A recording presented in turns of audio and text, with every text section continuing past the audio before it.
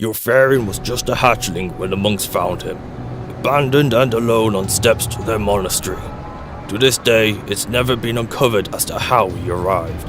Only that in the ground around where he lay, the earth was scorched with some mystical runes engraved into the stone. The monastery is secluded way up high in the hinterland mountains.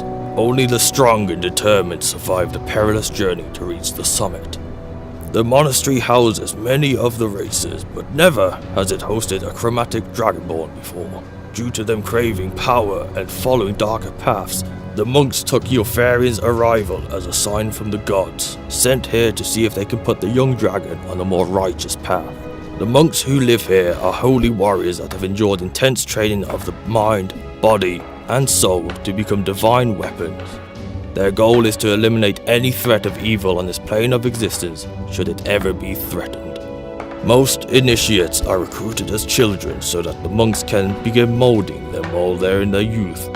However, Ylferion's training was much more intense. He had to prove himself more so than others. Any hint of his Dragonborn nature led to severe beatings.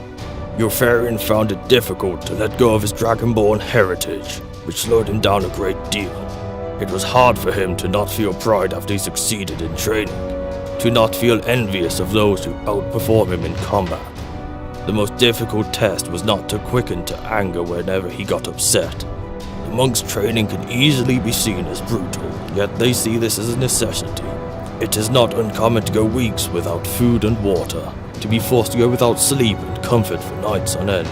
They do this so that the recruit's willpower and discipline will be unaffected by lack of resources and sleep, to learn to not expect a reward for succeeding and to no longer flinch when it comes to pain.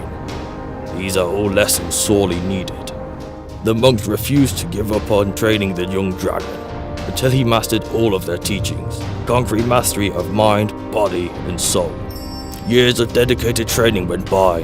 Ylferion is living proof that maybe it is indeed possible to mold one of the Dragonborn. The elder of the monk's master, Ishikali, has now given Ylferion a final test to complete, while being comforted with some final words of wisdom.